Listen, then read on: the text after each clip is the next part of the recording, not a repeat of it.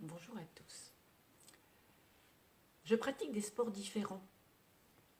Alors, pour ceux qui me connaissent, la course à pied, la marche, la natation, un peu de pilates, du yoga bien sûr, alors sport et activité physique. Et je prends de plus en plus conscience de l'intérêt de la diversité, et même au sein même d'une même pratique. Alors je vais prendre un exemple. L'exemple que je prendrai, c'est l'exemple de la natation. Pendant de nombreuses années, je ne nageais que la brasse. Et c'est vrai, suite à la récidive de mon cancer du sein, comme une espèce de challenge, j'ai décidé d'apprendre à nager d'autres nages. À savoir que j'avais déjà essayé auparavant, en lâchant.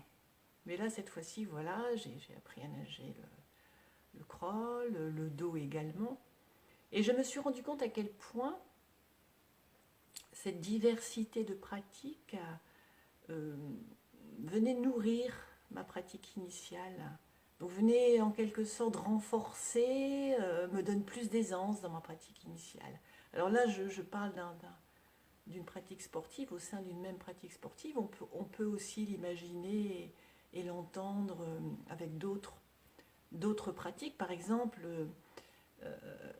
la sophrologie, les pratiques de sophrologie qui peuvent éventuellement venir enrichir en tout cas la pratique de yoga ou autre.